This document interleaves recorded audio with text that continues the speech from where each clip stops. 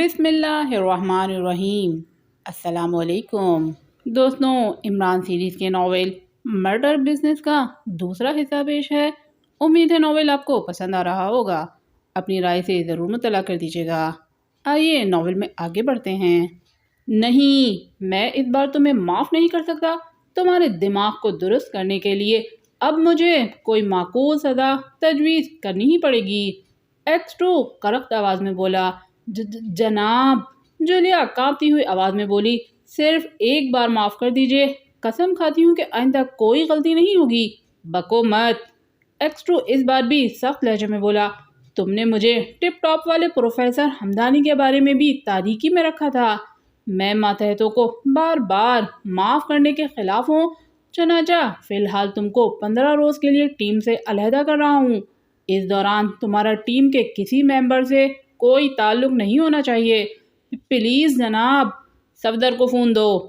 جواب میں جولیا نے ریسیور صفدر کی طرف بڑھا دیا، لیکن اس وقت بھی اس کے ہاتھ کانپ رہے تھے۔ چہرے پر شدید مایوسی اور الجھن کے تاثرات موجود تھے، آنکھیں نم آلود تھیں۔ میں صفدر بول رہا ہوں جناب۔ جولیا کی زبانی، مجھے حالات کا علم ہو گیا ہے۔ کیا تم کو یقین ہے کہ وہ عمران نہیں تھا؟ میں یقین کے ساتھ نہیں کہہ سکتا جناب۔ ویسے میں اسے عمران کی حیثیت سے نہیں پہچان سکا۔ ممکن ہے وہ میک اپ میں رہا ہو۔ شاکر کی نگرانی اب کون کر رہا ہے؟ کوئی بھی نہیں۔ میں نے چوہان کو کال کیا تھا لیکن وہ گھر پر نہیں ملا۔ تنویر اور صدیقی میں سے کسی کو نگرانی پر مامور کر دو۔ فی الحال تم دور ہی رہو، بہتر ہے۔ جولیا کو میں نے 15 روز کے لیے ٹیم سے علیحدہ ہونے کی سزا دی ہے۔ تم میں سے کوئی بھی اس سے ملنے کی کوشش نہیں کرے گا۔ ایکس2 نے سپاٹ لہجے میں کہا، اگر 15 روز بعد بھی جولیا کا دماغ ٹھکانے پر نہ آیا تو ممکن ہے کہ میں اسے ملازمت سے برطرف کر دوں۔ صفدر نے کوئی جواب نہیں دیا۔ ویسے اسے ایکس2 کی بات پر تعجب ضرور ہوا تھا۔ تم ذاتی طور پر عمران سے مل کر معلوم کرنے کی کوشش کرو کہ آج کل وہ کیا کرتا پھر رہا ہے۔ ویسے جہاں تک میری اطلاع ہے وہ غلط راستے پر پڑ چکا ہے۔ اگر یہ صحیح ہے تو مجھے اس کا بھی کوئی نہ کوئی بندوبست کرنا ہوگا۔ میں معلوم کرنے کی کوشش کروں گا جناب، لیکن مجھے بھی حیرت ہے کہ آخر عمران صاحب کو اچانک بیٹھے بیٹھے یہ کیا سوچ گئی ہے۔ ہو سکتا ہے کہ اس طرح وہ مجھے مجبور کرنا چاہتا ہو۔ میں سمجھا نہیں جناب۔ تم لوگوں کو شاید اس بات کا علم نہیں ہے کہ عمران نے گزشتہ دنوں مجھ سے درخواست کی تھی کہ اسے باقاعدہ طور پر ملازمت دے دی جائے، مگر میں نے اس کی درخواست رد کر دی۔ میری راہ میں رکاوٹیں ڈال کر وہ شاید مجھے اپنی اہمیت کا احساس دلانا چاہتا ہے۔ کیا میں کچھ عرض کر سکتا ہوں؟ صفدر نے سنجیدگی سے کہا، کہو کیا بات ہے؟ عمران کو اگر باقاعدہ طور پر ٹیم میں شامل کر لیا جائے تو میرے خیال میں وہ ہمارے لیے کارآمد ہی ثابت ہوگا۔ ٹھیک ہے، مجھے اس کی صلاحیتوں کا اعتراف ضرور ہے، لیکن جو طریقہ اس بار اس نے اپنایا ہے وہ مجھے پسند نہیں ہے۔ ویسے بھی تمہارے مشورے پر کسی وقت غور کروں گا۔ شکریہ جناب۔ ٹیم کے دوسرے ممبرز کو بھی مطلع کر دو کہ آئندہ 15 دنوں تک جولیا سے کوئی رابطہ نہ رکھیں۔ بہتر ہے۔ اور کچھ پوچھنا چاہتے ہو؟ شاکر کا کیا معاملہ ہے؟ صفدر نے کہا، پھر جلدی سے بولا، ابھی تک کوئی ایسی بات سامنے نہیں آئی جس سے اس کی شخصیت کو مشکوک سمجھا جا سکے۔ اس چکر میں مت پڑو۔ ویسے تم لوگوں کو اس کی اہمیت کا اندازہ جلد ہو جائے گا۔ پھر دوسری طرف سے سلسلہ منقطع کر دیا گیا، اس لیے صفدر نے بھی ریسیور رکھ دیا۔ ایک لمحے کے لیے اس نے گھوم کر جولیا کو دیکھا، پھر تیزی سے فلیٹ سے باہر نکل گیا۔ رات کے تقریباً 11:30 بج رہے تھے جب ایک گہرے سبز رنگ کی کار سمینا لاج کے سامنے آ کر رکی۔ پھر اس میں سے ایک شخص نیچے اترا اور تیزی سے عمارت میں داخل ہو گیا۔ چوہان نے پہلے اس کار کو کوئی اہمیت نہیں دی، لیکن جب کار سے اترنے والا شخص سمینا لاج میں داخل ہوا تو اس کا ماتھا ٹھنکا۔ اس وقت وہ سامنے والی فٹ پاتھ پر ایک دکان کے تختے پر لیٹا ہوا تھا۔ جسم پر بوجھ اٹھانے والے مزدوروں جیسا لباس تھا، چہرے پر الجھے ہوئے بال اس کی غربت کا اعلان کر رہے تھے۔ صفدر کو پیش آنے والے حادثے کے بعد سب کو میک اپ میں رہنے کی ہدایت کر دی گئی تھی۔ پھر جیسے ہی کار سے برآمد ہونے والا عمارت میں داخل ہوا، چوہان کے قدم بھی حرکت میں آ گئے۔ اس نے قرب و جواہر کا جائزہ لیا، دور دور تک کسی کا نشان نہیں تھا۔ سڑک کو تیزی سے عبور کر کے وہ کار کے قریب آ گیا۔ پھر کسی خیال کے تحت اس نے بونٹ کو آہستہ سے کھول کر انجن میں معمولی سی خرابی پیدا کر دی اور بونٹ دوبارہ ٹھیک کر کے خود بھی عمارت میں داخل ہو کر اوپر جانے والے زینوں کو طے کرنے لگا۔ چوتھی منزل پر 22 نمبر کے فلیٹ کے سامنے ایک انسانی ہیکلے کو دیکھ کر وہ سیڑھیوں کے آخری موڑ پر دبک گیا۔ دروازے پہ کھڑا ہوا سایہ چند منٹ تک کی ہول میں کوئی اوزار گھماتا رہا، لیکن اسے کامیابی نہیں ہوئی۔ پھر چوہان نے اسے دروازے پہ دستک دیتے سنا۔ 3 بار اس نے بڑے محتاط انداز میں رک رک کر دروازے پر دستک دی۔ چوہان کا ذہن بڑی تیزی سے کام کر رہا تھا۔ جہاں تک اندھیرے میں کھڑے ہوئے شخص کا تعلق تھا، وہ اسی نتیجے پر پہنچا تھا کہ وہاں وہ کسی اچھے ارادے سے نہیں آیا ہوگا۔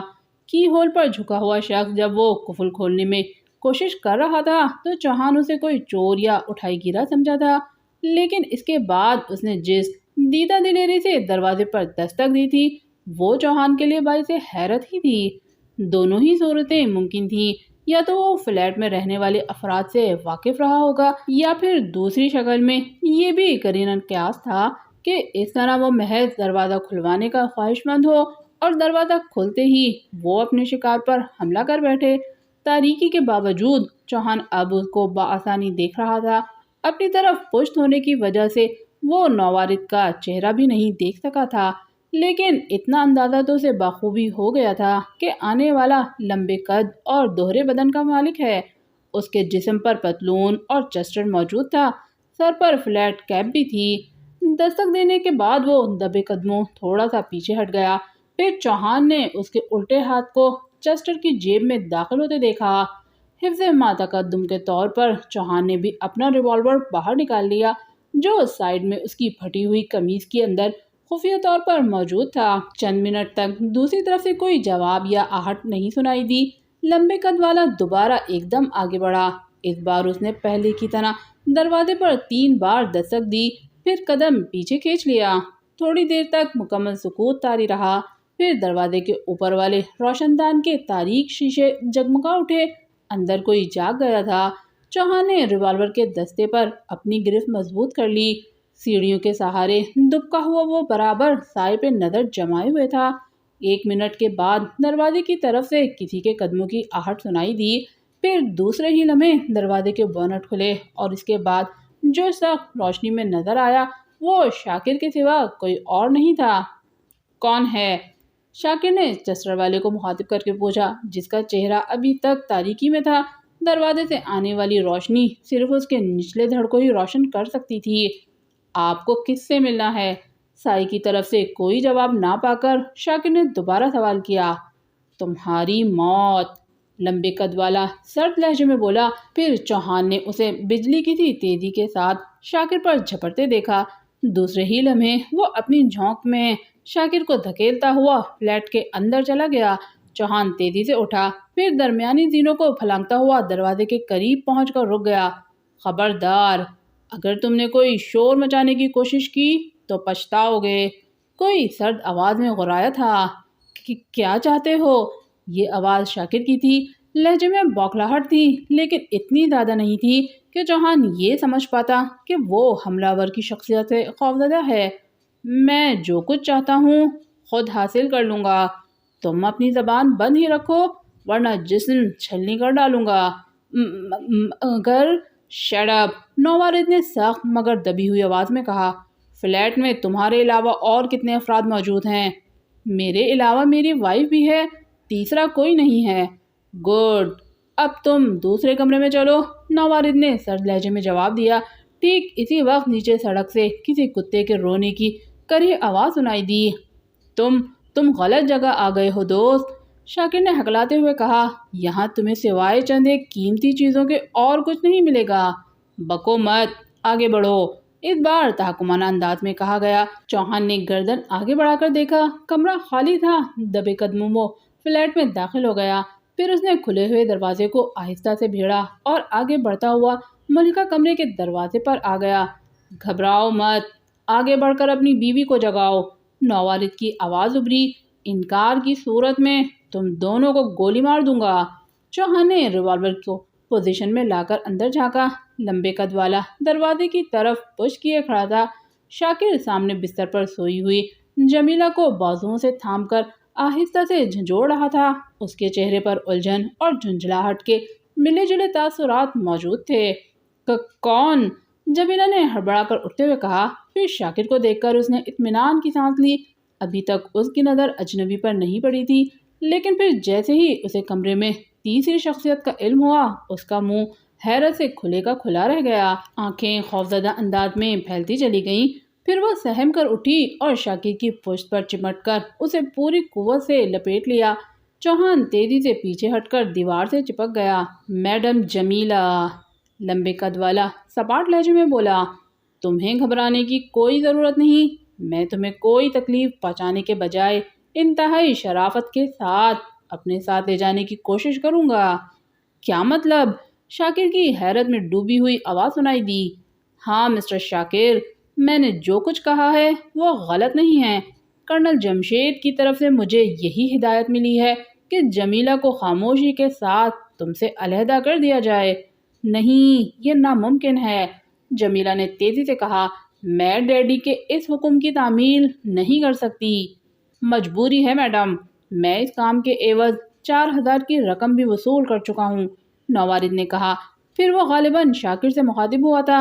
میرے پاس وقت کم ہے، اس لیے تم کاغذ قلم سنبھال کر جلدی سے طلاق نامہ لکھ دو۔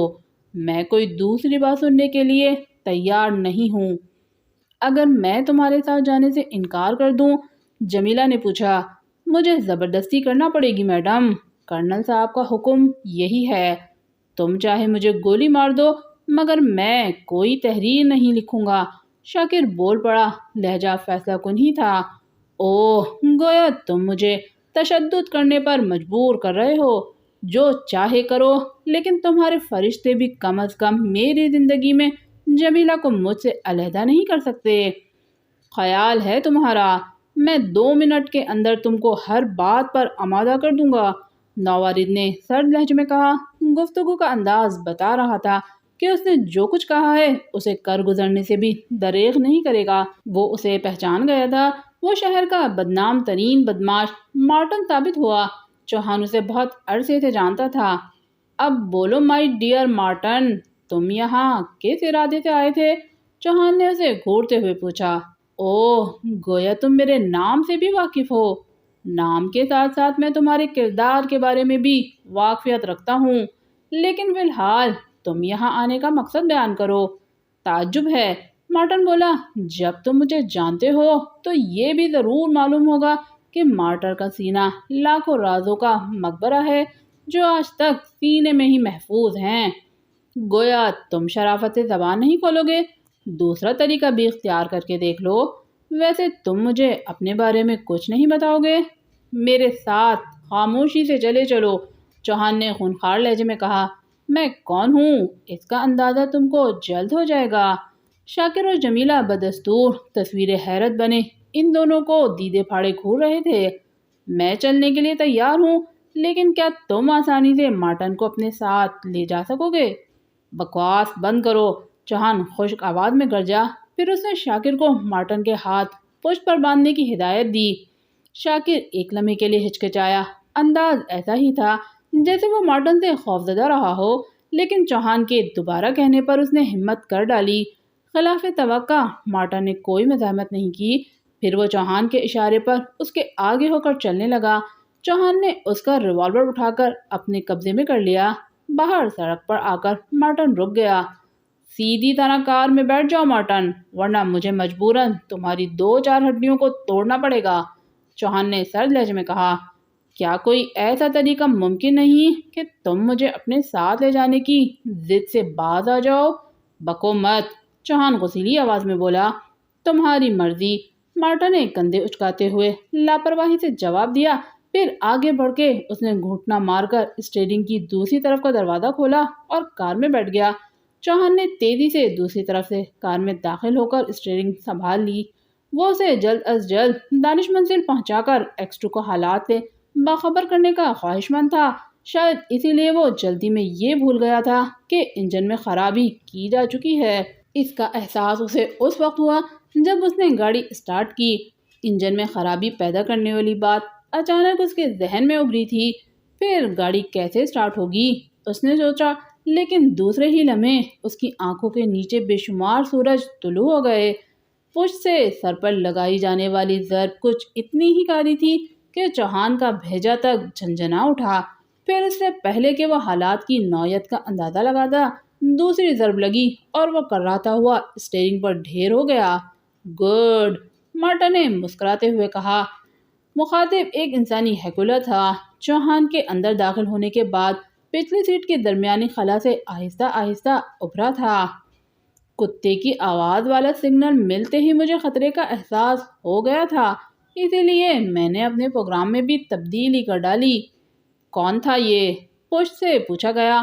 کوئی بھی ہو، اسے اٹھا کر باہر سڑک پر پھینک دو، مارٹا نے اس بار بھی لاپرواہی سے کہا۔ میں اس چکر میں پڑ کر اپنا وقت برباد نہیں کرنا چاہتا۔ کیا یہ مناسب نہ ہوگا کہ ہم اس خطرے کو ہمیشہ ہمیشہ کے لیے اپنے راستے سے ہٹا دیں؟ نہیں، میں خطرات سے کھیلنے کا عادی ہوں، اس لیے دشمن کو زندہ رہنا چاہیے۔ دوسری بار اس کے فرشتے بھی مارٹن کی طرف نظر اٹھانے کی جرات نہیں کر سکتے۔ چلو جلدی کرو۔ دوسرا شخص جو چھریرے بدن اور درمیانے قد کا مالک تھا، دروازہ کھول کر تیزی سے نیچے اترا۔ پھر اس نے چوہان کو سیمنٹ کی بوری کی طرح کھینچ کر نیچے فرش پر ڈال دیا اور خود اسٹیئرنگ پر بیٹھ کر گاڑی گیئر میں ڈال دی۔ دوستوں، اگر آپ میرے چینل پر نئے ہیں اور اب تک میرے چینل کو سبسکرائب نہیں کیا تو سبسکرائب کر لیجئے اور ساتھ ہی بیل آئیکن پہ پریس کر دیجئے تاکہ میری طرف سے آنے والے ناولز آپ کو ملتے رہیں۔ شکریہ۔ جب صفدر کمرے میں داخل ہوا تو عمران اس وقت بچوں کے رسالے کے مطالعے میں غرق تھا۔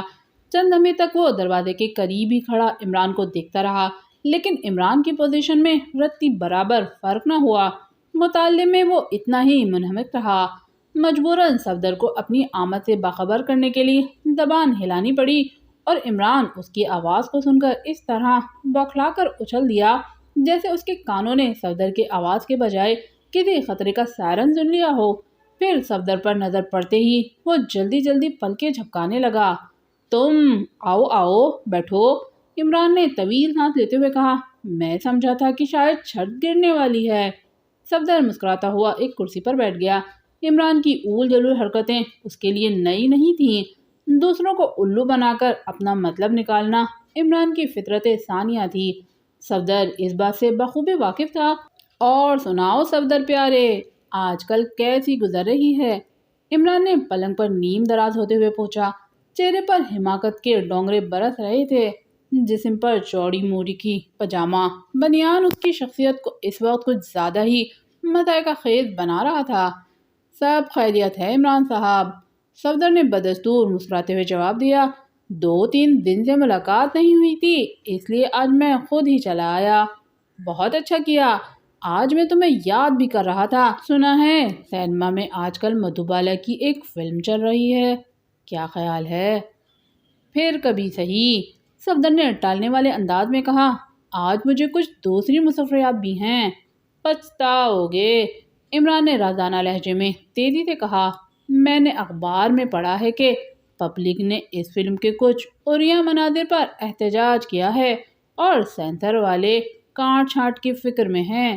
ویسے صفدر، کیا تم مجھے بتاؤ گے کہ عریانیت کسے کہتے ہیں؟ پتہ نہیں، میں نے اس پر کبھی سنجیدگی سے غور نہیں کیا۔ ہائے، تو کیا عریانیت کا مطلب سنجیدگی سے غور کیے بغیر نہیں سمجھ آ سکتا؟ عمران نے حیرت سے پوچھا۔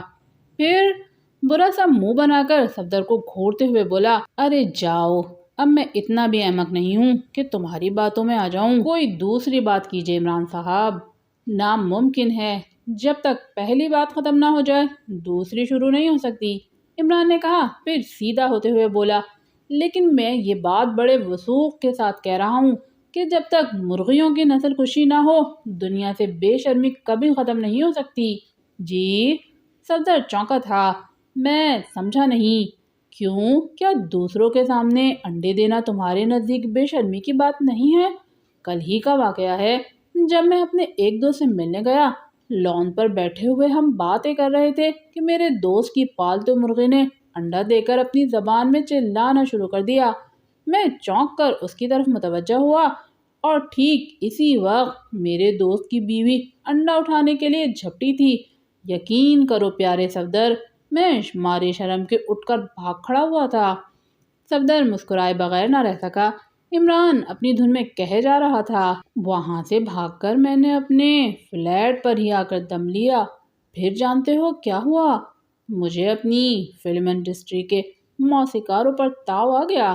میں چیلنج کرتا ہوں، اگر ہمارے ملک کے موسیقار مرغی کی پک پک پک کی دھن کو سانچے میں ڈھال کر پبلک کے سامنے پیش کر دیں تو لوگ راک اینڈ رول کی موسیقی سے زیادہ اسے پسند کریں گے۔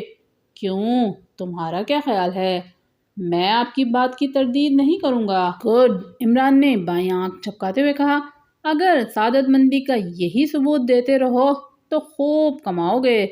آپ کی ملازمت کا کیا بنا؟ صفدر نے اصل مقصد کی طرف آتے ہوئے سوال کیا۔ وہ اس وقت ایکس2 کی ہدایت پر ہی عمران کو ٹٹولنے آیا تھا۔ ملازمت کریں گے اب میرے دشمن، عمران نے برا مانتے ہوئے جواب دیا۔ تنگ دستی کا زمانہ اب گزر چکا ہے صفدر صاحب، کیا کہیں لمبا ہاتھ مارا ہے؟ اوہ! عمران اچانک چونکا، پھر اس کے چہرے پر زلزلے جیسی کیفیت طاری ہو گئی۔ دوسرے ہی لمحے وہ غصے سے اٹھ کھڑا ہوا۔ مجھے پہلے ہی شبہ گزرا تھا کہ اس وقت تمہاری آمد کچھ نہ کچھ معنی ضرور رکھتی ہے۔ آپ غلط سمجھ رہے ہیں، صفدر نے جلدی سے بات بناتے ہوئے کہا۔ میں تو محض یہ پوچھنا چاہتا تھا کہ انرجی برباد مت کرو صفدر۔ علی عمران M S C D S C کی ڈگری چھولے بیچ کر بازار سے نہیں خریدی۔ اس کے علاوہ میں یہ بھی جانتا ہوں کہ تمہارا تعلق کس ادارے سے ہے۔ یقین کیجئے عمران صاحب، اب نہیں چلے گی صفدر صاحب۔ عمران نے اس کا جملہ درمیان سے اچکتے ہوئے خشک الفاظ میں کہا۔ ایکس2 نے اس سلسلے میں تمہارا انتخاب کر کے دور اندیشی کا ثبوت دیا ہے۔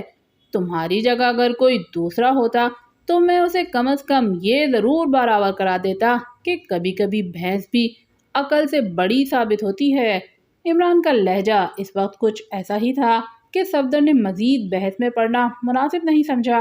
ویسے بھی وہ عمران کے خاص مداحوں میں سے تھا۔ ایکس2 کی جانب سے جاری کی ہوئی ہدایات ہی اسے عمران کے فلیٹ تک کھینچ کر لائی تھی، ورنہ وہ ادھر کا رخ کبھی نہ کرتا۔ کیا سوچ رہے ہو مسٹر صفدر؟ کچھ نہیں، صفدر نے بجھے بجھے لہجے میں کہا، پھر کرسی سے اٹھتا ہوا بولا، اب میں اجازت چاہوں گا۔ نہیں، تم اس طرح یہاں سے نہیں جا سکتے، بیٹھ جاؤ۔ صفدر خاموشی سے بیٹھ گیا۔ میں تمہیں مایوس نہیں کروں گا صفدر پیارے، عمران نے نرم اور دوستانہ لہجے میں کہا۔ میں اچھی طرح سمجھ چکا ہوں کہ ایکس2 نے تمہیں میرے پاس کس لیے بھیجا ہے۔ اگر تمہارے بجائے اس چوہے کا کوئی اور نمائندہ آیا ہوتا تو میں اسے بڑی خوبصورتی سے ٹال دیتا، لیکن تمہاری بات کچھ اور ہے۔ عمران دی گریٹ احمق نے کبھی صفدر سعید کو اپنے بھائی سے کم نہیں سمجھا، اس لیے وہ تم سے کوئی بات پوشیدہ بھی نہیں رکھے گا۔ پلیز عمران صاحب، مجھے مزید شرمندہ مت کیجیے، صفدر نے کہا۔ عمران کی موجودہ گفتگو نے اسے بے حد متاثر کیا تھا۔ فکر مت کرو، ایکس2 کو اس کی یہ چال بہت مہنگی پڑے گی۔ ویسے تمہاری اطلاع کے لیے میں یہ انکشاف کر سکتا ہوں کہ بینک آف ایشیا کا لاکر میرے ہی ہاتھوں صاف ہوا تھا۔ ٹپ ٹاپ میں تم کو اور جولیا کو پروفیسر ہمدانی کی صورت میں نظر آنے والا بھی میں ہی تھا۔ ڈیلکس ہوٹل میں بھی میں نے ہی تم کو شاکر کے ساتھ الجھانے کی کوشش کی تھی، عمران نے احمقوں کی طرح منہ چلاتے ہوئے کہا۔ اور کچھ پوچھنا چاہتے ہو؟ صفدر نے کوئی جواب نہیں دیا۔ اب یہ دیگر بات تھی کہ عمران کی بتائی ہوئی باتیں اس کے ذہن پر کسی بم ہی کی طرح پھٹنے لگی تھیں۔ کوئی دوسرا موقع ہوتا تو شاید وہ عمران سے ان حرکتوں کی وجہ بھی پوچھ بیٹھتا، لیکن اس وقت عمران نے اس پر جس اعتماد کے ساتھ ان باتوں کا اظہار کیا تھا، اس نے صفدر کو عجیب الجھن میں ڈال دیا تھا۔ پروفیسر ہمدانی کی شخصیت کو چھپا کر تم باقی باتوں کا تذکرہ ایکس2 سے کر سکتے ہو، عمران نے مسکراتے ہوئے کہا۔ یہ بھی محض اس لیے کہہ رہا ہوں کہ پروفیسر ہمدانی کے روپ میں مجھے ابھی اور بھی کام کرنے ہیں۔ آپ مجھ پر مکمل اعتماد کر سکتے ہیں عمران صاحب، صفدر نے جذباتی لہجے میں کہا۔ لیکن کیا میں یہ معلوم کر سکتا ہوں کہ آپ نے یہ سب کس مقصد کے لیے کیا ہے؟ زیادہ معلوم کرنے کی کوشش مت کرو ورنہ تمہارے بالغ ہو جانے کا خطرہ بھی لاحق ہو سکتا ہے۔ فی الحال صرف اتنا سمجھ لو کہ X2 کے مقابلے پر میں نے بھی شاکر میں دلچسپی لینی شروع کر دی ہے۔ کوئی وجہ بھی ضرور ہوگی جولیا، عمران نے بڑی معنی خیز انداز میں آنکھ مارتے ہوئے جواب دیا۔ تمہیں شاید اس بات کا یقین نہ آئے لیکن یہ حقیقت ہے کہ مجھے اس کے ساتھ وہی ہو گئی ہے جس کے ہونے کے بعد آدمی کو بھوک پیاس کا ستیہ ناش کر دیتی ہے، معدہ چوپٹ ہو کر رہ جاتا ہے اور کھوپڑی میں رنگین سپنے اٹھتے ہوئے محسوس ہوتے ہیں۔ مجھے بھی جولیا کے ساتھ کچھ ایسا ہی لگاؤ ہو گیا ہے لیکن اس نے میرے ساتھ بے وفائی کر کے میری محبت کی توہین کر ڈالی۔ میرے مقابلے میں وہ X2 کو ترجیح دیتی ہے جسے میں کسی قیمت پر بھی برداشت نہیں کر سکتا۔ اگر اس روز X2 کی فون کال کے بعد وہ اپنے کیے ہوئے وعدے سے منحرف نہ ہوتی تو میں اس ٹکراؤ کے لیے کبھی آمادہ نہ ہوتا، مگر اب مجبوری ہے۔ آپ شاید مجھے مذاق میں ٹالنے کی کوشش کر رہے ہیں لیکن جولیا کے بارے میں غالباً آپ کو تازہ ترین اطلاع ابھی نہیں ملی ہے۔ کیا مطلب؟ عمران بوکھلائے ہوئے انداز میں چونکا۔ کیا وہ اپنے چوہے کے ساتھ کہیں فرار ہو گئی؟ X2 نے اسے 15 روز کے لیے معطل کر دیا ہے، صفدر نے جواب دیا اور پھر تفصیل بتانے لگا۔ عمران بڑی سنجیدگی سے سنتا رہا۔ اس کے چہرے پر نظر آنے والے تاثرات بڑی تیزی سے تبدیل ہو رہے تھے۔ پھر صفدر کی بات ختم ہوتے ہی اس نے بڑے خوفناک لہجے میں کہا، صفدر، میں اس تازہ ترین اطلاع کے لیے تمہارا شکر گزار ہوں۔ X2 کو جولیا کے ساتھ کیا ہوا برتاؤ بہت مہنگا پڑے گا۔ میں اب اس چوہے کو بل سے باہر نکال کر مارنے کی کوشش کروں گا۔ جو چاہے کیجیے عمران صاحب، لیکن خدا کے لیے میرا نام نہ آنے پائے ورنہ X2 کی ایسی کی تیسی۔ تم دیکھتے رہو، اگر میں نے Y3 یا Z4 بنا کر نہ رکھ دیا تو میرا نام بدل دینا۔ عمران بڑے غصیلے انداز میں بولا، چہرے پر بڑے خونخوار تاثرات تھے۔ پرائیویٹ فون کی گھنٹی بجتے ہی عمران دوسرے کمرے کی طرف بڑھا۔ اس فون کے نمبر ڈائریکٹری میں نہیں تھے۔ عمران اسے محض X2 کی حیثیت سے استعمال کرتا تھا۔ اس فون کے نمبر اس کے ماتحتوں کے سوا کسی اور کو معلوم نہیں تھے۔ دوسرے کمرے میں آ کر عمران نے ریسیور اٹھایا، پھر وہ X2 کے مخصوص لہجے میں بولا، ہیلو، X2 آن دی لائن، میں تنویر بول رہا ہوں جناب۔ دوسری طرف سے تنویر کی آواز سنائی دی، کوئی اہم اطلاع؟ جی ہاں، میں اس وقت سول ہسپتال سے بول رہا ہوں۔ ہدایت کے مطابق میں ٹھیک 9 بجے سمینہ لاج پہنچ گیا تھا۔ رات کی ڈیوٹی چوہان کی تھی اور مجھے اس سے چارج لینا تھا، لیکن جب میں وہاں پہنچا تو باہر سڑک پر لوگوں کا ہجوم تھا۔ مقامی تھانے کا ایک سب انسپیکٹر بھی وہاں پہنچ چکا تھا۔ تنویر، عمران X2 کے لہجے میں غرایا، تمہید ختم کر کے اصل مقصد پر آ جاؤ۔ سول ہسپتال تک تمہارے جانے کا مقصد کیا تھا؟ چوہان جناب، گزشتہ رات کسی نے حملہ کر کے اس کے سر پر اچھا خاصا گھاؤ پیدا کر دیا ہے۔ میں نے خود کو اس کا بھائی ظاہر کر کے پولیس سے اس بات کی اجازت حاصل کر لی ہے کہ ذاتی طور پر اس کا علاج کراؤں۔ اوہ، عمران سنجیدہ ہو گیا، کیا پولیس نے کیس رجسٹر کر لیا ہے؟ جی ہاں، میں نے بہت کوشش کی تھی کہ ایسا نہ ہو لیکن سب انسپیکٹر اپنی جگہ اڑ گیا تھا۔ چوہان نے پولیس کو کوئی بیان دیا ہے؟ ابھی تک ایسا ممکن نہیں ہو سکا جناب، وہ ابھی تک بے ہوش ہے۔ ویسے سب انسپیکٹر اپنے ایک ہیڈ کانسٹیبل کو یہاں تعینات کر گیا ہے۔ ڈاکٹروں کا کیا خیال ہے؟ کیا حالت خطرناک ہے؟ ایسی کوئی سیریس بات نہیں ہے، ڈاکٹروں کا خیال ہے کہ بے ہوشی زیادہ دیر نہیں رہے گی۔ ٹھیک ہے، تم وہیں رکو، اس بات کی پوری کوشش کرو کہ چوہان کوئی بیان نہ دینے پائے۔ میں سمجھ گیا ہوں جناب، بہتر یہی ہوگا کہ ہوش میں آنے کے باوجود وہ پاگل ہی بنا رہے۔ رائٹ سر، میں چوہان کو سمجھا دوں گا۔ چوہان کے ہوش میں آتے ہی تم اس سے حادثے کی تفصیل معلوم کر کے مجھے مطلع کرو گے۔ پھر عمران نے سلسلہ منقطع کر کے صدیقی کے نمبر ڈائل کیے۔ X2، رابطہ قائم ہوتے ہی اس نے X2 کی حیثیت سے کہا، تم اس وقت ہارڈ ویئر اسٹریٹ کے لیے روانہ ہو جاؤ۔ 12ویں شاہراہ پر واقع سمینہ لاج میں تمہیں شاکر نامی شخص کی نگرانی کرنی ہے۔ فلیٹ 4th فلور پر ہے، روم نمبر 22۔ ٹھیک ہے جناب، میں ابھی روانہ ہو جاتا ہوں۔ آنکھیں کھول کر نگرانی کرنا۔ گزشتہ رات چوہان آن ڈیوٹی تھا، لیکن اس وقت وہ سول ہسپتال میں موجود ہے۔ تم غالباً میرا مطلب سمجھ گئے ہوگے۔ یس سر، میں سمجھ گیا۔ شاکر کے سلسلے میں مجھے ایک ایک منٹ کے حالات معلوم ہوتے رہنے چاہیے۔ عمران بولا، تم تنویر کے آ جانے کے بعد ہی وہاں سے ہٹو گے۔ نگرانی کے دوران کیمرہ نما جے پی ٹرانسمیٹر ساتھ رکھنا، ہو سکتا ہے میں تمہیں دوبارہ کال کروں۔ کیا چوہان پر شاکر نے حملہ کیا تھا؟ تفصیل پھر معلوم کرتے رہنا۔ فی الحال جتنی جلدی ممکن ہو ہارڈ ویئر اسٹریٹ کے لیے روانہ ہو جاؤ۔ میک اپ ضروری ہے۔ ایک بات اور معلوم کرنا چاہتا ہوں جناب، اگر چوہان جیسی کوئی سچویشن مجھے بھی پیش آئے تو میں کیا کروں؟ ان سے نمٹ لوں؟ انتہائی اہم حالات میں تم ایسا کر سکتے ہو، عمران نے جواب دیا، پھر رابطہ ختم کر دیا۔ اب وہ بلیک زیرو کے نمبر ڈائل کر رہا تھا۔ یس، بلیک زیرو۔ دوسری جانب سے کال خود بلیک زیرو نے ہی ریسیو کی تھی۔ Imran speaking, black zero. Chauhan civil اسپتال میں موجود ہے۔ اس کی ڈیوٹی سمینا لاج پہ تھی۔ تنویر نے آج صبح اسے بے ہوش حالت میں پایا ہے اور اب وہ سول ہسپتال میں ہے۔ کوئی خطرہ تو نہیں؟ نہیں، تنویر نے مجھے صرف اتنا بتایا تھا کہ اس کے سر پر گہرا گھاؤ ہے۔ ڈاکٹر اسے ہوش میں لانے کی کوشش کر رہے ہیں۔ حادثے کی وجہ ابھی تک معلوم نہیں ہوئی۔ میرے لیے کیا حکم ہے؟ تم چوہان کی طرف روانہ ہو جاؤ۔ میں نہیں چاہتا کہ وہ پولیس کو کسی قسم کا بیان دے۔ کچھ دنوں تک اگر وہ پاگل رہ سکے تو زیادہ مناسب ہے۔ اس طرح ہم حملہ آوروں کو تاریکی میں رکھ کر ان کی غفلت سے فائدہ اٹھا سکتے ہیں۔ میں سمجھ رہا ہوں، لیکن کیا یہ معاملہ پولیس تک پہنچ گیا ہے؟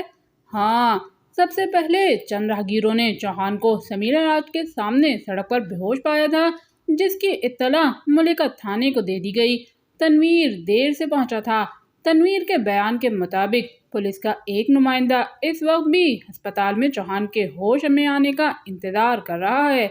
تمہیں کسی طرح حالات کو کنٹرول کر کے چوہان تک میرا پیغام پہنچانا ہوگا۔ تنویر کو ہسپتال سے ہٹا دینا، ہو سکتا ہے پولیس اسے بھی چوہان کے سلسلے میں پریشان کرے۔ آپ مطمئن رہیں جناب، پولیس چوہان سے اب کسی قسم کا بیان نہیں لے سکے گی۔ رہا تنویر کا مسئلہ تو میں اسے ہدایات کر دوں گا کہ وہ کچھ دنوں کے لیے محض اپنی رہائش گاہ تک محدود ہو کر رہ جائے۔ گڈ، 2 گھنٹے کے بعد مجھے حالات سے دوبارہ آگاہ کرنا، عمران نے کہا۔ پھر فوراً ہی کسی خیال کے تحت اس نے دوبارہ ریسیور اٹھایا اور پھر نمبر گھمانے لگا۔ ہیلو۔ ریسیور پر ایکسچینج سے ایک نسوانی آواز ابھری۔ شاداب نگر کے لیے ایک ارجنٹ کال بک کرو، 3309۔ کرنل جمشید۔ آپ کن نمبروں سے بول رہے ہیں جناب؟ It is code X2 operator. Oh, I am sorry mister X2، operator نے جلدی سے کہا۔ کوئی بات نہیں، کال کتنی دیر تک مل سکتی ہے؟ شاداب نگر کی لائن خالی ہی ہے جناب، میں کوشش کرتی ہوں، اگر پی پی موجود ہوا تو زیادہ دیر نہیں لگے گی۔ شکریہ، عمران نے کہا، پھر ریسیور رکھ کر ٹہلنے لگا۔ چہرے پر گمبھیر سنجیدگی تھی۔ 5 منٹ کے بعد خفیہ فون کی گھنٹی دوبارہ بجی اور عمران نے جھپٹ کر ریسیور اٹھا لیا۔ حسب توقع ریسیور پر آپریٹر کی ہی آواز ابھری تھی۔ پھر عمران کے کہنے پر اس نے کرنل جمشید سے اس کی لائن ملا دی۔ ہیلو، کرنل جمشید اسپیکنگ۔ اس بار ریسیور پر ایک بھاری اور قدرے جھنجھلائی ہوئی آواز سنائی دی۔ بولنے والے کا لہجہ بتا رہا تھا کہ وہ اس وقت پریشان رہا ہوگا۔ کرنل، میں X2 بول رہا ہوں، عمران نے پروقار انداز میں کہا۔ سر سلطان نے آپ کی درخواست پر شاکر والا معاملہ میرے سپرد کیا ہے۔ میں اسی سلسلے میں آپ سے براہ راست کچھ معلوم کرنا چاہتا ہوں۔ کیوں؟ کیا سلطان نے تمہیں پوری تفصیل سے آگاہ نہیں کیا تھا؟ لیکن کچھ باتیں خود ان کے لیے بھی سمجھ سے بالا تر ثابت ہوئی ہیں۔ تم کیا معلوم کرنا چاہتے ہو؟ صرف یہ کہ آپ شاکر پر کس قسم کا شبہ کر رہے ہیں۔ میں اسے اچھا نہیں سمجھتا۔ اوہ، لیکن برا سمجھنے کی کوئی وجہ تو ضرور ہوگی، میں اسی کی وضاحت چاہتا ہوں۔ طویل کہانی ہے مسٹر X2، کرنل جمشید نے جواب دیا۔ فی الحال میں مختصراً صرف اتنا بتا سکتا ہوں کہ شاکر جمیلہ سے شادی کرنے سے پہلے بھی شادی شدہ تھا۔ اس کی پہلی بیوی بھی ایک بڑے گھرانے سے تعلق رکھتی تھی، لیکن شادی کے 1 سال بعد وہ پراسرار حالات کا شکار ہو کر مر گئی۔ وہ پراسرار حالات کیا تھے؟ شروع میں شاکر اور اس کی بیوی پر کئی جان لیوا حملے ہوئے تھے۔ پولیس کا خیال ہے کہ لڑکی کا بڑا بھائی ایسا کر رہا ہوگا۔ اس شبے کی وجہ یہ تھی کہ وہ اس شادی کے خلاف تھا۔ بہرحال 1 سال کے بعد وہ لڑکی ایک تالاب میں ڈوب کر مر گئی تھی اور پولیس نے اس کہانی پر یقین کر لیا تھا۔ یقین نہ کرنے کی کوئی وجہ بھی نہیں تھی۔ جس وقت یہ منحوس واقعہ پیش آیا تھا میں اور جمیلہ بھی اس تالاب پر موجود تھے۔ دوسرے بہت سارے لوگ بھی تھے۔ وہ میرے نزدیک بھی قدرتی حادثہ ہی ثابت ہوا تھا۔ دراصل شاکر کی بیوی غوطہ خوری کی مشق کر رہی تھی، مگر ایک بار جب وہ پانی کی سطح سے ابھری تو بری طرح گھبرائی ہوئی تھی۔ اپنے بچاؤ کے لیے اس نے ہاتھ پیر بھی مارے، لیکن دوسری ڈبکی اور پھر تیسری ڈبکی کے بعد وہ ختم ہو گئی۔ جب تک شاکر یا ہم میں سے کوئی دوسرا وہاں پہنچ پاتا اس کی نبض بند ہو چکی تھی۔ پوسٹ مارٹم کی رپورٹ نے بھی اس کی موت کو اتفاقیہ قرار دیا تھا۔ چنانچہ شاکر دودھ کی مکھی کی طرح صاف نکل گیا۔ کیا آپ چاہتے تھے کہ وہ بیوی کی موت میں کسی طرح ملوث ہو جاتا؟ عمران کا لہجہ اس بار معنی خیز تھا۔ کیا مطلب؟ کھلی ہوئی بات ہے کرنل جمشید، جب وہ حادثہ سینکڑوں آدمیوں کی موجودگی میں پیش آیا اور پولیس سرجن کی رپورٹ نے بھی موت کو اتفاقیہ ظاہر کیا تھا تو پھر شاکر پر کسی فرد جرم کے عائد ہونے کا سوال ہی پیدا نہیں ہوتا۔ اتنا میں بھی جانتا ہوں، کرنل جمشید نے جھنجھلائے ہوئے کہا، لیکن اس کے باوجود اگر وہ اس معاملے میں پھنس جاتا تو مجھے پریشانیوں کا سامنا نہ کرنا پڑتا۔ دراصل جمیلہ اس حادثے سے بری طرح متاثر ہوئی تھی۔ دوسروں کی طرح اس نے بھی شاکر سے وقتی ہمدردی کے اظہار پر چند رسمی جملے کہے تھے، پھر یہی رسمی جملے ان دونوں کے درمیان گہری دوستی کا باعث بنے۔ اس کے بعد میرے منع کرنے کے باوجود جمیلہ نے اس سے شادی کر لی۔ ایک خاص بات اور باقی رہ جاتی ہے کرنل، عمران نے پوچھا۔ کیا شاداب نگر کی پولیس ان حملوں کے بارے میں کچھ معلوم نہیں کر سکی جو شاکر کی بیوی پر شروع میں ہوئے تھے؟ نہیں، ابھی تک اس سلسلے میں کوئی بات معلوم نہیں ہو سکی کہ حملہ آور کون تھے۔ پھر لڑکی کی موت سے مطمئن ہو جانے کے بعد پولیس نے بھی اپنی فائل بند کر دی تھی۔ اب آپ کیا چاہتے ہیں کرنل؟ میں صرف یہ چاہتا ہوں کہ جمیلہ کو ہوش آ جائے اور وہ اپنے منحوس شوہر سے چھٹکارا لے سکے۔ اس خواہش کی کوئی وجہ؟ میں کوئی وجہ نہیں بتا سکتا، لیکن اس کے باوجود میں شاکر کو منحوس سمجھنے کے لیے مجبور ہوں۔ ہو سکتا ہے آپ کا اندازہ ٹھیک ہو، لیکن کیا جمیلہ اس پر آسانی سے آمادہ ہو جائے گی؟ میرا مطلب ہے جب وہ آپ کی مرضی کے خلاف اس سے شادی پر اڑی گئی تھی تو اب بھی وہ آپ کی خواہش کا احترام نہیں کرے گی۔ کیا تم نے صرف یہی بات برابر کرانے کے لیے مجھے کال کی ہے؟ اس بار کرنل جمشید انتہائی خشک لہجے میں بولا۔ جی ہاں مسٹر جمشید، عمران نے بھی درست لہجے میں جواب دیا۔ کسی کی خوشگوار زندگی میں رخنہ اندازی کرنا میرے نزدیک جرم ہے، اس لیے میں آپ کی کوئی مدد نہیں کر سکوں گا۔ آئی ایم سوری۔ پھر جواب کا انتظار کیے بغیر عمران نے ریسیور رکھ دیا تھا۔ ہارڈ وے اسٹریٹ کا تھانہ انچارج انسپکٹر کریمی اس وقت امینہ لاج کے 4تھے فلور پر موجود تھا۔ مسٹر شاکر، اس نے شاکر کی زبانی حادثے کی پوری تفصیل سننے کے بعد پوچھا، کیا آپ مارٹن سے پہلے بھی واقف تھے؟ قطعاً نہیں، اس کے نام کا بھی علم مجھے دوسرے آدمی کے آنے کے بعد ہی ہوا تھا۔ اور وہ دوسرا آدمی کون تھا؟ مجھے اس کے بارے میں بھی کوئی علم نہیں۔ ویسے جس انداز میں اس نے اچانک آ کر ہماری مدد کی تھی اور مارٹن کو دیکھ کر چونکا تھا، اس سے یہی نتیجہ اخذ کیا جا سکتا ہے کہ وہ مارٹن کی شخصیت سے بہت اچھی طرح واقف تھا۔ ممکن ہے وہ پولیس یا محکمہ سراغ رسانی کا کوئی آفیسر رہا ہو جو مارٹن کا تعاقب کرتا ہوا یہاں تک آ گیا تھا۔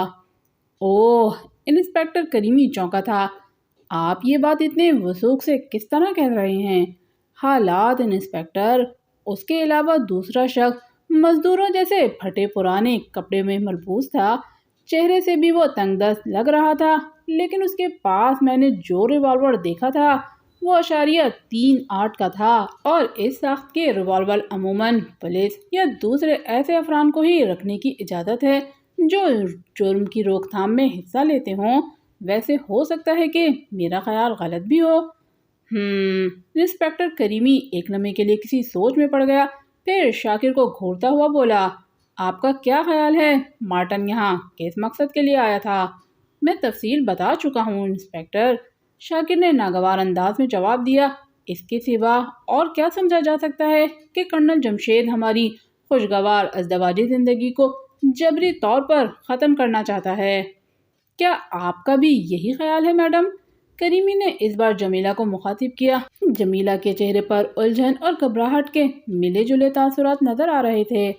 میں یقین کے طور پر کچھ نہیں کہہ سکتی انسپکٹر، لیکن یہ ٹھیک ہے کہ مارٹن نے ہی یہ کہا تھا کہ وہ شاکر صاحب سے میرے لیے جبری طور پر طلاق نامہ حاصل کرنے کے لیے مامور کیا گیا ہے۔ کیا مارٹن نے کرنل جمشید کا حوالہ دیا تھا؟ جی ہاں، جمیلہ دبی زبان میں بولی۔ اس کا مطلب یہ ہوا کہ آپ لوگوں کی شادی کرنل جمشید کی مرضی کے خلاف ہی ہوئی تھی۔ ہاں، میں انکار نہیں کروں گا کہ یہ ہماری لو میرج ہے، شاکر بولا۔ کرنل نے اس کی شدید مخالفت کی تھی، کوئی خاص وجہ؟ اس کا جواب تو کرنل جمشید ہی بہتر طور پر دے سکتے ہیں، شاکر نے تلخ لہجے میں کہا۔ جہاں تک میرا خیال ہے کرنل صاحب کو مجھ سے زیادہ کسی ایسے لڑکے کی تلاش تھی جو اسٹیٹس میں ان کے برابر کا ہوتا۔ میں سمجھ رہا ہوں مسٹر شاکر، کیا اس آدمی نے کوئی بیان نہیں دیا جو مارٹن کو یہاں سے لے کر گیا تھا؟ شاکر نے کسی خیال کے تحت تیزی سے سوال کیا۔ نہیں، وہ ابھی تک ہوش میں نہیں آیا جو اس کا بیان لیا جا سکے۔ مارٹن کے سلسلے میں کیا بنا؟ کیا آپ نے اسے گرفتار کرنے کے احکامات جاری کر دیے؟ مطمئن رہیے مسٹر شاکر، مارٹن کی تلاش میں نے اپنے آدمیوں کو اسی وقت روانہ کر دیا تھا جب میرے اسسٹنٹ نے مجھے حالات سے آگاہ کیا تھا۔ مجھے معلوم ہے، شاکر نے جلدی سے کہا۔ سب انسپکٹر نے مجھ سے تفصیلات حاصل کرنے کے بعد ہمارے ہی فون سے آپ کو اطلاع دی تھی۔ مسٹر شاکر، کریمی نے اچانک کچھ سوچتے ہوئے تیزی سے پوچھا، کیا آپ بتا سکتے ہیں کہ گزشتہ رات کا حادثہ کس وقت پیش آیا تھا؟ صحیح وقت تو مجھے یاد نہیں ہے، لیکن اس وقت غالباً 12 یا اسے کچھ اور اوپر کا ٹائم رہا ہوگا۔ اور اس شخص کے بے ہوشی کا علم آپ کو کس وقت ہوا جو مارٹن کو یہاں لے کر آیا تھا؟ صبح۔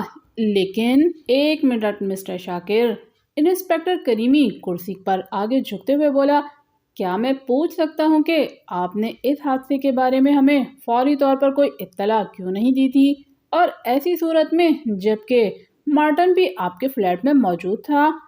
ہمیں اتنا ہوش ہی نہیں تھا انسپکٹر، جمیلہ نے جلدی سے جواب دیا۔ آپ خود سوچئے کہ اس اچانک حادثے نے ہمیں کس قدر بوکھلا دیا ہوگا۔ مارٹن وغیرہ کے جانے کے بعد بھی ہم بہت دیر تک ذہنی طور پر پریشان رہے تھے۔ اوہ، مگر کیا یہ پریشانی صبح تک قائم رہی تھی؟ کریمی نے چپتے ہوئے لہجے میں کہا۔ مخاطب جمیلہ کے بجائے شاکر تھا۔ انسپکٹر، شاکر نے الجھے ہوئے انداز میں جواب دیا، تھانے کو میں گزشتہ رات بھی واقعات سے مطلع کر سکتا تھا، لیکن میں نے جان بوجھ کر ایسا نہیں کیا۔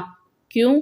محض اس لیے کہ میں خود اپنے ہاتھوں سے اپنے پاؤں پر کلہاڑی نہیں مار سکتا تھا۔ مارٹن اگر یہاں واردات کے ارادے سے آیا ہوتا تو دوسری بات تھی، لیکن وہ محض جمیلہ کو یہاں سے لے جانے اور مجھ سے طلاق نامہ لکھوانے کی غرض سے آیا تھا، اور اس کے بیان کے مطابق ان باتوں میں کرنل جمشید کی مرضی کو خاص دخل تھا۔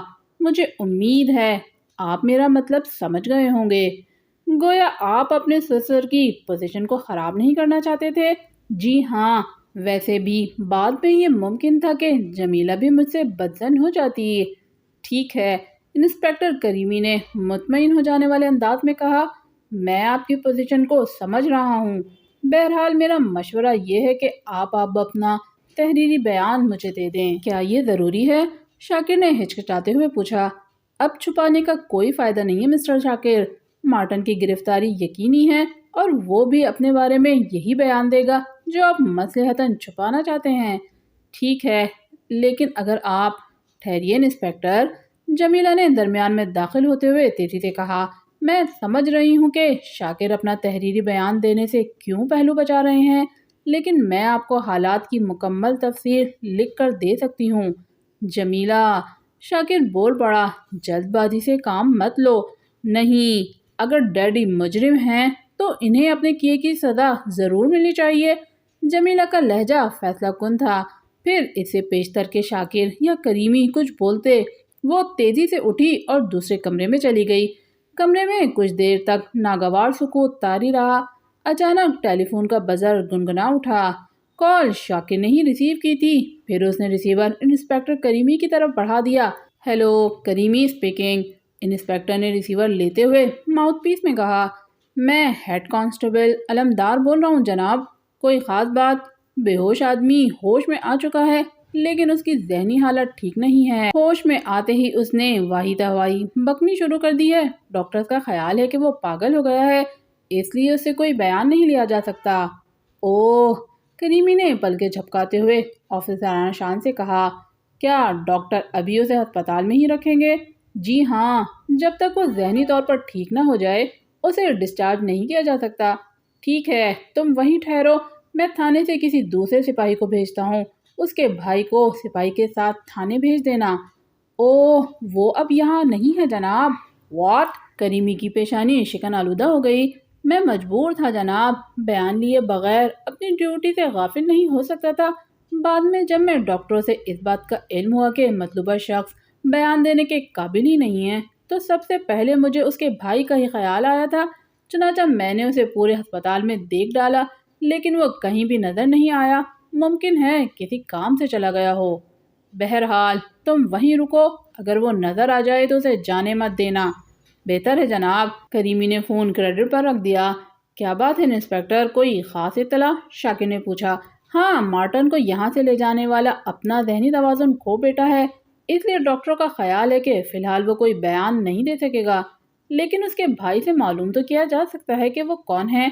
ہیڈ کانسٹیبل کے بیان کے مطابق وہ بھی اس وقت ہسپتال میں موجود نہیں ہیں۔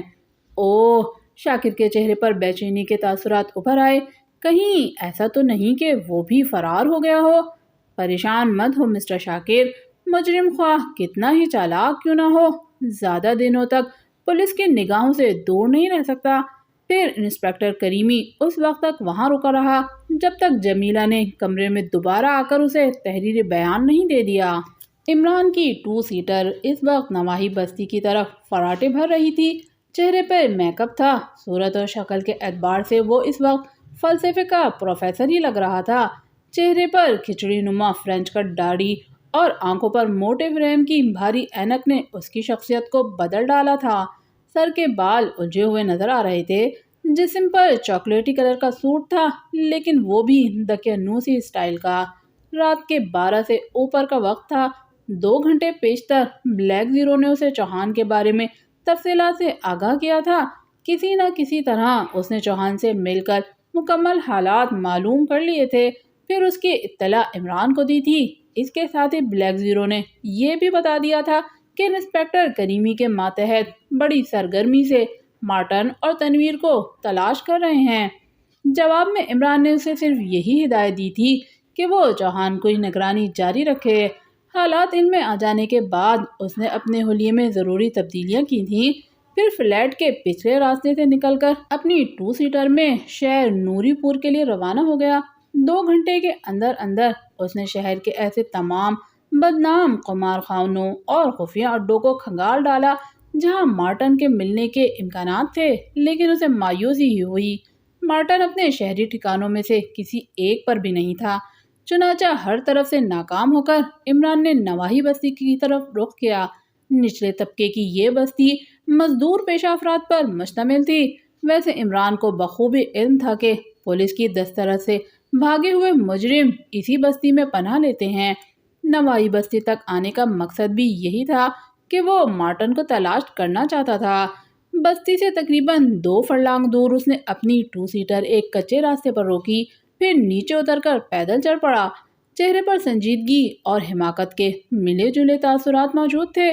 15 منٹ کے بعد وہ نواحی بستی کے اس مختصر سے شراب خانے کے دروازے پر موجود تھا، جو باہر سے ہی کسی دیہی علاقے کا چھوٹا موٹا ہوٹل نظر آ رہا تھا۔ اندر کی حالت بھی زیادہ اچھی نہیں تھی۔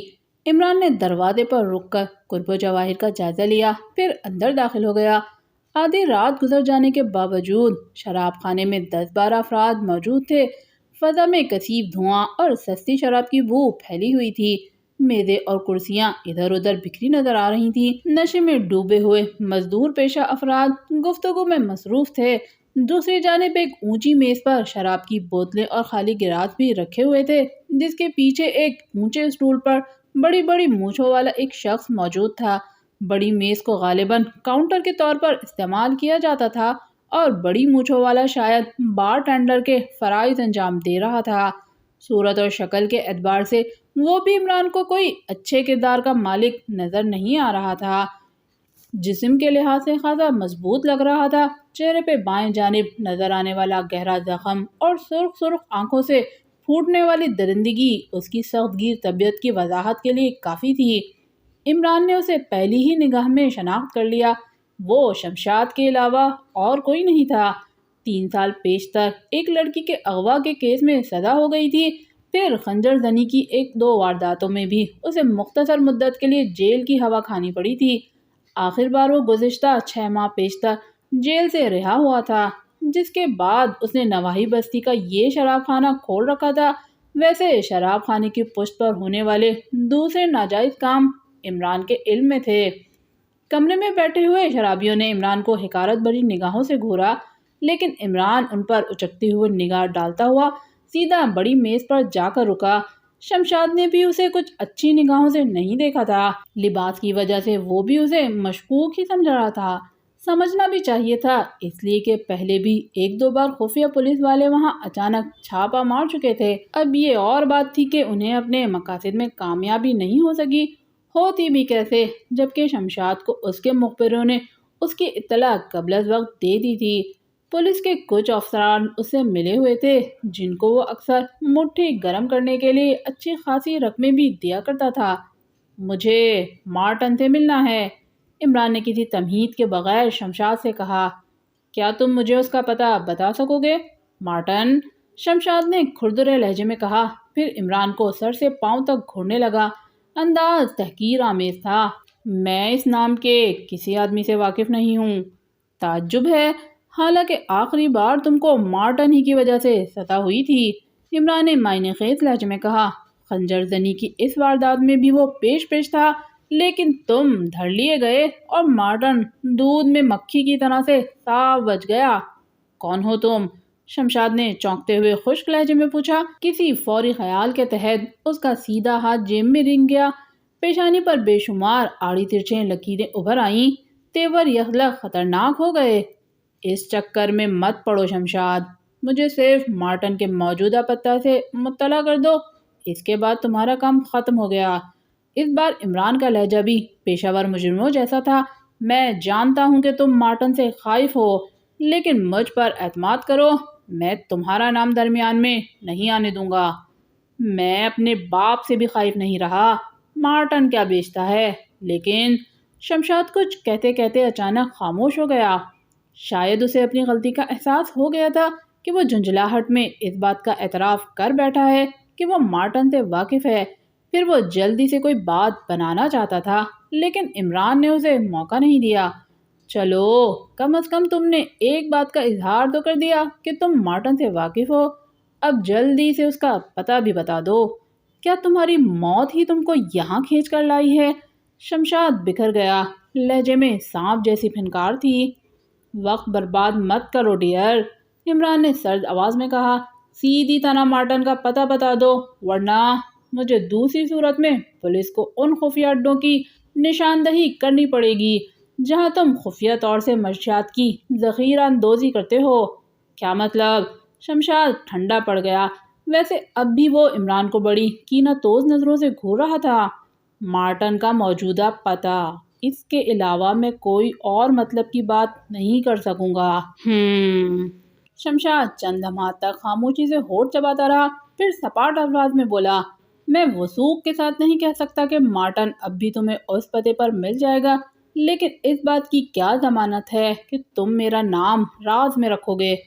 ضمانت کے طور پہ تمہیں صرف یہ جان لینا کافی ہے کہ اگر میں چاہوں تو محض ایک اشارے پر تمہارا سارا مال پکڑوا سکتا ہوں، اور اس کے بعد ظاہر ہے کہ تم ایک بار پھر کٹہرے کے پیچھے نظر آؤ گے۔ عمران نے پرسکون انداز میں جواب دیا، چھوٹے چھوٹے معاملات میں ہاتھ ڈالنا ویسے بھی میرے اصول کے خلاف ہے، ورنہ تم اب تک نہ جانے کب کے بن چکے ہوتے۔ مارٹن کے بارے میں تمہیں صرف اتنا بتا سکتا ہوں کہ وہ آخری بار یہاں کل رات نظر آیا تھا۔ شمشاد نے تھوڑی توقع کے بعد کہنا شروع کیا، اس کے ساتھ پاشا بھی تھا۔ وہی تو نہیں جو درمیانے قد اور چھریرے بدن کا مالک ہے؟ ہاں وہی، اسی بستی میں رہتا ہے۔ شمشاد نے دبی دبی زبان میں کہا، آج کل مارٹن اور پاشا کے درمیان بہت گاڑی چھن رہی ہے، مجھے پہلے ہی شبہ تھا کہ وہ کسی لمبے چکر میں ہوں گے۔ کیا مارٹن مجھے پاشا کے مکان پر مل سکے گا؟ ہو سکتا ہے، اس لیے کہ گزشتہ رات ان دونوں کے درمیان کچھ اسی قسم کی گفتگو۔ کیا بات ہے، تم چپ کیوں ہو گئے؟ عمران نے تیزی سے پوچھا۔ شمشاد کی نگاہوں میں کھلنے والی بوکھلاہٹ نے اسے بھی چونکنے پر مجبور کر دیا تھا۔ پھر وہ جیسے ہی گھوما، شمشاد کی خاموشی کی وجہ اس کی سمجھ میں آ گئی۔ پشت پر کھڑے ہوئے دونوں افراد کے ریوالور کا رخ عمران ہی کی طرف تھا۔ عمران کے چہرے پر اچانک حماقت کے تاثرات پھیل کر گہرے ہوتے چلے گئے۔ جلدی جلدی پلکیں جھپکاتا ہوا ان دونوں کو کچھ ایسی نگاہوں سے دیکھنے لگا جیسے انہیں شناخت کرنے کی کوشش کر رہا ہو۔ ویسے یہ اور بات تھی کہ لمبے قد اور ڈھیرے بدن والے کو دیکھتے ہی وہ پہچان گیا تھا کہ وہ 100% مارٹن ہی ہے۔ میک اپ میں ہونے کے باوجود عمران نے اسے آنکھوں سے شناخت کر لیا تھا۔ دوسرا ساتھی جو درمیانے قد کا تھا، اس کے خیال کے مطابق پاشا ہی ہو سکتا تھا۔ فرمائیے، عمران نے مارٹن کو مخاطب کرتے ہوئے احمقانہ انداز میں سوال کیا، میں آپ کی کیا خدمت کر سکتا ہوں؟ خدمت تو ہم کریں گے دوست، فی الحال تم خاموشی سے میرے ساتھ چلے آؤ۔ مارٹن بولا، آواز بے حد سرد تھی۔ چلیے بڑے بھائی، لیکن کیا آپ کے پاس کار ہوگی؟ فکر مت کرو، اگر ضرورت پڑی تو ہم تمہاری وہ 2 سیٹر ہی استعمال کریں گے جسے تم نے 2 فرلانگ دور چھوڑا ہے۔ بالکل بالکل، لیکن وہ پیٹرول زیادہ کھاتی ہے، عمران نے ہمنکو جیسے لہجے میں کہا۔ 1 گیلن میں مشکل سے 15 میل نکالتی ہے، ٹھیک کرا کرا کے تھک گیا ہوں۔ چرب زبانی سے کام مت لو دوست، تمہارے دوست بھی یہاں سے بچ کر نہیں جا سکتے، مارٹن نے کہا۔ پھر وہ شمشاد کی طرف گھوم گیا۔ تم سے تو میں پھر کسی وقت نمٹ لوں گا، مارٹن کے سلسلے میں ٹانگ پھنسا کر تم نے اپنی موت کو ہی آواز دی ہے۔ جی ہاں، یہی میں اتنی دیر سے انہیں سمجھا رہا تھا کہ ٹانگ پھنسانا کچھ اچھا نہیں۔ بکو مت، اس بار پاشا بولا، خاموشی سے باہر چلو۔ چلیے، عمران نے میسنی صورت بنا کر کہا، پھر بڑی سعادت مندی کے ساتھ قدم بڑھاتا ہوا شراب خانے کے باہر آ گیا۔ اس کا ذہن بڑی تیزی سے کام کر رہا تھا۔ 2 سیٹر کے ریفرنس پر اس نے یہی نتیجہ اخذ کیا تھا کہ مارٹن کے کسی آدمی نے اسے دیکھ لیا ہوگا، جس کی اطلاع ملتے ہی مارٹن کا ماتھا ٹھنک گیا ہوگا، اور پھر یہ بھی ممکن تھا کہ اس نے شراب خانے کے باہر کھڑے ہوئے شمشاد اور اس کے درمیان ہونے والی گفتگو بھی سن لی ہو۔ بہرحال عمران نے اس کے حکم پر باہر نکلنے میں یہ مصلحت سمجھی تھی کہ وہ اگر چاہتا تو شراب خانے کے اندر بھی ان کے ساتھ 2 ہاتھ کر سکتا تھا، لیکن کھلی جگہ میں اس کے لیے اچھل کود کے زیادہ مواقع تھے، اس لیے وہ بلا چوں چرا کیے باہر آ گیا۔ اب کیا حکم ہے بڑے بھائی؟ اس نے کھلی ہوا میں آ کر اطمینان کا لمبا سانس لیتے ہوئے مارٹن سے پوچھا، پھر ریوالور کو دیکھ کر اس طرح چونکا تھا جیسے ابھی تک وہ اسے نظر ہی نہیں آیا ہو۔ باپ رے باپ، ریوالور، اس نے سہمے ہوئے لہجے میں کہا، پلیز بڑے بھائی، اسے جیب میں رکھ لو، اگر کہیں چل گیا تو۔ بکواس مت کرو، مارٹن اس کے قریب آتے ہوئے بولا، سیدھی طرح بتاؤ کہ تم اس بستی میں کس مقصد سے آئے ہو؟ ناممکن، عمران نے شرماتے ہوئے کہا، اگر اماں بھی کو پتہ چل گیا تو مجھ پر برس پڑیں گی۔ اوہ، بہت گہرے معلوم ہوتے ہو، مارٹن تجزیہ پیرائے میں بولا۔ میرا خیال ہے کہ یہ شرافت سے اپنی زبان نہیں کھولے گا، پاشا نے کہا۔ میری مانو تو اسے یہیں ختم کر دو اور پھر 2 سیٹر میں ڈال کر ہم اسے شہر پھینک آئیں گے۔ 2 سیٹر کیوں؟ عمران چلایا۔ ارے واہ، اب کیا تم میری میت کی بھی بے حرمتی کرو گے؟ ویسے کیا اس بستی میں تابوت نہیں ملتے؟ اگر یہ بات ہے تو بغیر بستر کا پلنگ بھی چلے گا۔ Shut up! مارٹن حلق کے بل چلایا اور پھر وہ کچھ اور کہنا ہی چاہتا تھا، لیکن عمران کی لات اندھیرے میں اپنا کام کر گئی۔ مارٹن کا ریوالور فضا میں اچھلتے ہی اس نے خود کو تیزی سے نیچے جھکایا، پھر پاشا پر چھلانگ لگا دی۔ دوسرے ہی لمحے وہ پاشا کا ریوالور جھپٹ کر 2 قدم پیچھے ہٹ گیا۔ یہ سب کچھ اتنی جلدی اور تیزی سے ہوا تھا کہ مارٹن اور پاشا دونوں ہی ششدر رہ گئے۔ اب میری باری ہے دوستوں، اس بار عمران نے بڑے خونخوار لہجے میں کہا۔ 2 سیٹر کا پتہ تو تم کو معلوم ہی ہوگا، اس لیے ہاتھ اوپر اٹھا کر لیفٹ رائٹ شروع کر دو۔ اگر چالاکی کرنے کی کوشش کی تو یہیں ڈھیر کر دوں گا۔ ویسے تمہاری اطلاع کے لیے بتا رہا ہوں کہ میری اپنی کھوپڑی میں بے شمار آنکھیں ہیں، تمہیں پچھتانا پڑے گا۔ مارٹن سرد آواز میں غرایا۔ میرے آدمی 2 سیٹر تک پہنچنے تک تمہارے جسم کو چھلنی کر ڈالیں گے۔ سچ؟ بڑی خوشی ہوگی مجھے۔ ویسے بھی میں زندگی سے عاجز آ چکا ہوں۔ اگر خودکشی حرام نہ ہوتی تو ایک گولی اپنے اوپر بھی استعمال کر سکتا تھا۔ بہرحال اگر تمہارے آدمیوں نے میری مشکل آسان کر دی تو شہید کا رتبہ مل جائے گا، لیکن تم اب چلتے رہو، باقی باتیں راستے میں بھی ہو سکتی ہیں۔ 2 فرلانگ کا فاصلہ بہت ہوتا ہے۔ مارٹن ایک لمحے کے لیے ہچکچایا، پھر ہاتھ بلند کر کے قدم بڑھانے لگا۔ پاشا نے بھی اس کی دیکھا دیکھی ہاتھ اٹھا لیے۔ دونوں کا رخ اسی سمت تھا جہاں عمران نے اپنی 2 سیٹر چھوڑی تھی۔ راستے میں ان کے درمیان کوئی بات نہیں ہوئی۔ ویسے عمران خوش تھا، مارٹن اتنی آسانی سے اس کے ہتھے چڑھ جائے گا، یہ بات اس کے فرشتوں کے ذہن میں بھی نہیں آئی تھی۔ دوستوں، یہ تھا عمران سیریز کے نئے ناول مرڈر بزنس کا دوسرا حصہ۔ بقیہ ناول سنیے آخری حصے میں۔ شکریہ۔ اللہ حافظ۔